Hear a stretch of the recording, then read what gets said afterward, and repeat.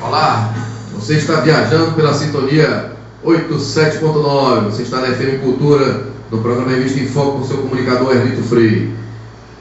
Entrevistando Deodato Ramalho, ex-procurador-geral do município, ex-secretário da Regional 4 e ex-secretário da SEMAN. Deodato Ramalho, já te entrevistei alguns anos atrás, quando tinha um programa na Ceará Rádio Globo, você lembra? Ceará Rádio Globo, né? Ceará Rádio Globo. Estivemos lá fazendo uma espécie de tour pela Regional 4, né? Que tinha sido o teu trabalho na Regional 4. E agora você tem 10 minutos para as suas considerações finais. Bom, eu queria primeiro, Hermito, agradecer essa oportunidade de estar aqui. Aliás, pela segunda vez eu venho aqui na Rádio Cultura, na FM Cultura 87.9. E para mim é muito importante isso, porque a questão da radiodifusão comunitária, eu sou um dos pioneiros aqui no estado do Ceará.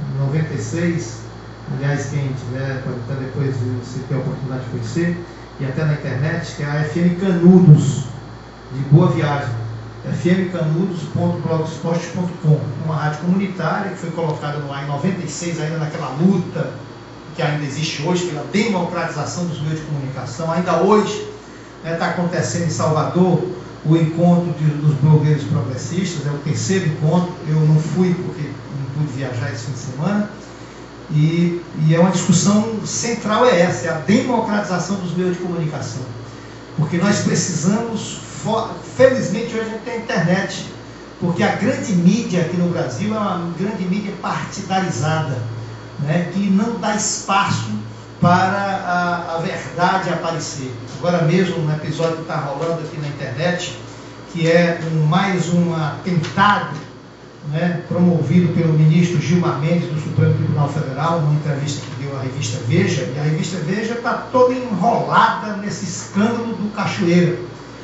Uma relação criminosa com o chefe da quadrilha, o Cachoeira, que estava pautando a revista Veja. E o ministro deu uma declaração dizendo que o Nelson Jobim, ex-ministro, tinha dito para ele, aliás, ele tinha dito que o Lula tinha tido um encontro com eles três, e que na presença do Nelson Jobim, o Lula teria feito uma pressão, né, para ele atrasar o julgamento lá do processo do Mensalão. Um absurdo, porque o relator do processo do Mensalão é o Joaquim Barbosa, que é inimigo de ferro e a fogo do Gilmar Mendes. Inclusive fez um pronunciamento público na televisão, atacando o Gilmar Mendes, dizendo que ele desmoralizava a justiça, chamou dizendo até que ele era protetor de jagunço lá no Goiás. E todo mundo viu isso, né, na televisão. E agora, isso rolou, a Globo já deu, os internautas ligados ao PSDB estavam divulgando, Erlito, e o que nós tivemos foi agora o Nelson Jobim desmentindo, dizendo que não houve isso. E aí ninguém dá essa versão. Então, é claro que uma rádio como essa tem também essa importância de ouvir todos os lados, de ouvir todas as posições políticas e tal. Então, eu queria agradecer por isso, a rádio, a você, o seu programa, agradecer os internautas, os blogueiros, os tuiteiros, que têm uma interação com o programa Revista em Foco, e dizer que a gente tem uma obrigação como gestor público, que foi de estar prestando contas do que você fez enquanto exerceu esse cargo público. Sempre costumo fazer isso. Inclusive, agora mesmo, quem tiver a curiosidade, nós temos um relatório, aliás, eu ia lhe trazer, mas o CD vou ficar devendo, porque eu tive um problema quando a minha família tinha saído com os meninos, e a chave, voltei em casa para pegar esse material, a bendita na minha chave da porta não abriu. Aí eu tive que, estava muito já em cima da hora, eu tive que vir sem esse material. Mas está disponibilizado, por exemplo, no Facebook, Deodato Ramalho, está disponibilizado esse relatório de todas, claro que é um resumo das atividades que nós desenvolvemos de maio de 2009, quando eu assumi a SEMAN, até o dia 4 de abril, quando eu deixei a SEMAN. É uma prestação de contas do que a gente conseguiu realizar na secretaria. E também está disponibilizado no blog da rádio, que é a outra rádio, uma rádio AM, que a gente tem, sou dirigente dessa rádio lá em Boa Viagem, que é a rádio AM Liberdade, amliberdade.com.br. Quem tiver curiosidade também vai ver lá todo esse relatório. E faço questão de depois colocar, dar no CD a sua mão sobre esse material, que é muito importante para que a gente possa estar. Eu acho que a sociedade precisa saber, a sociedade precisa conhecer, até para poder, quando ela for fazer o juízo dela de valor das coisas, ela ter tido acesso aos dados, para evitar de estar no poder saber o que acontece na gestão. Então, hoje, a democracia não existe se não tiver essa transparência, se não tiver esse pleno conhecimento da população daquilo que acontece na gestão. Esse seu relato é uma espécie de prestação de contas. Exatamente, das atividades que nós desenvolvemos da semana. E parto agora com um novo desafio. Estou colocado, inicialmente estava colocado como um dos quadros que poderia eventualmente vir a ser candidato a prefeito de Fortaleza, o que muito me honrou pela lembrança, porque essa lembrança ela foi fruto de um trabalho que foi realizado. Não foi pelos meus belos olhos, nem porque eu no PT eu não tenho.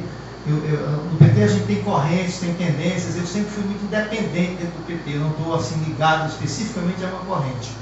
E parto agora para esse desafio, sou um dos pré-candidatos, né, a vereador em Fortaleza. No dia 3 nós vamos ter essa definição e, portanto, estou aí colocado nesse desafio de vir a ser um dos candidatos a vereador do PT, porque também é importante, meu caro Erlito e internautas e ouvintes, é importante que o eleitor, né, cada vez mais ele se conscientize de uma coisa.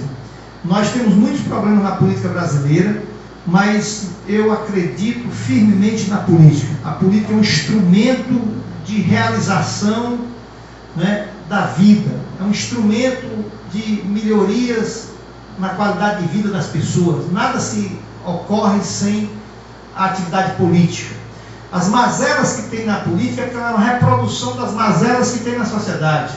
E às vezes a mazela da política ela se dá muito pelo processo, digamos, estritamente corrupto, que é o processo eleitoral brasileiro, onde a força do poder econômico ainda é muito forte. E isso, o eleitorado é que tem que consertar isso. Na hora que você tem campanhas em que a força do poder econômico desvia a livre vontade do eleitor para votar naquele que deu alguma coisa a ele, pessoal ou de grupo, né, você está fortemente contribuindo para que a gente tenha uma má política. E eu espero que, de fato, a gente possa avançar na sociedade brasileira para ter uma política com menos escândalo, para ter uma política com menos escândalo não, para ter uma política sem escândalos, para ter uma política com decência, para ter uma política onde os políticos possam ser respeitados pela sociedade. Mas nós só iremos conseguir isso se nós tivermos uma depuração no processo eleitoral. Porque e é importante o eleitorado entender que não adianta você eleger, digamos, um presidente da República, um governador e um prefeito, por melhores que sejam, se você não elege um parlamento, que seja um parlamento digno, que sejam parlamentares que atuem com dignidade, que atuem honrando os compromissos que assumiu com a população, você necessariamente vai ter, aí sim, quando você não tem a governabilidade construída nas urnas, você vai ter a governabilidade feita em acordos de gabinetes. Infelizmente, isso é um mal na política brasileira. Em todos os níveis, seja no nível federal, estadual, municipal, os nossos executivos estão sendo eleitos, mas o parlamento é uma fragmentação de voto, que você não tem nenhum partido que tenha maioria, e aí não tem jeito. Para governar vai ter que fazer acordo e vai rebaixar o programa partidário, o programa defendido em campanha. Porque a eleição é isso, você defende um programa para governar por esse programa. Então, muito boa noite a todos e muito obrigado por estar aqui com vocês. Ok, o programa Revista em Foco, a produção do programa Revista em Foco, agradece também a presença de Deodato Ramalho. Até a próxima.